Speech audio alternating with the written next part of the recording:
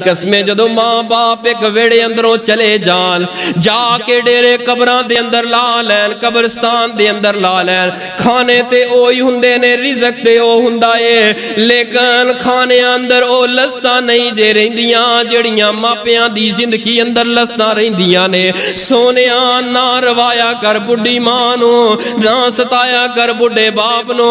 انہاں نے اپنی زندگی تیرے نام لوا چھڑیے تیری جوانی تیری خوشیاں دے خواب ویکھن واسطے لیکن اولاد جوان ہو کے ماں تے باپ دے گل پئے اس باپ دے دل تے کی گزردیاں نے اب پوچھو چٹیاں داڑیاں والے کہ اولاد دی قدر اولاد دی محبت انہاں دے دل دے اندر کتنی ہے ایک اولاد ایک پتر نہیں جے پہچان سکدا ایک باپ ہوئے گا جدوں باپ دے مقام تے جائے گا پھر پتہ چلے گا کہ اولاد واسطے کیڑے کیڑے دکھ باپ نو اٹھانے پیندے نے اولاد واسطے کیڑے کیڑے صدمے ماں نو اٹھانے پیندے نے اگر او اولاد جوانیاں اندر قدم رکھے تے باپ نو کہے ابا تینوں کی پتہ ہے اما جان تساں تے ایویں ہی بول دیاں رہندیاں جے بہتا نہ بولیا کرو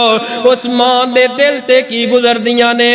باپ جدو پتر دے نال گل کردا ہے سونیا باپ ایک بڑے مان ترام دے نال گل کردا ہے باپ کسے افسر نال بھی انج گل نہیں کردا جویں جوان پتر دے نال گل کردا ہے کیوں میرا پتر جوان ہو گیا ہے دے باپ دا دل کردا ہے اج پتر دی جوانی اندر باپ پتر دے کول بہ کے پتر دے نال گلاں کرا کوئی سوال و جواب کرا تو باپ دے نال تے بولنا پسند نہیں کردا ابا جی تسی ایویں بول دے رہندے ہو اس مجلس دے اندر تہاڈے شہر دے بھائی فیضان صاحب انہاں دے والد محترم بھائی امین صاحب دنیا تو چلے گئے نے اللہ مغفرت فرمائے پوچھئے انہاں دے کولوں کہ کر دی حالت و کیفیت باپ جاون تو بعد کنج دی ہو جاندی ہے بڑا سونا او ویڑا آئے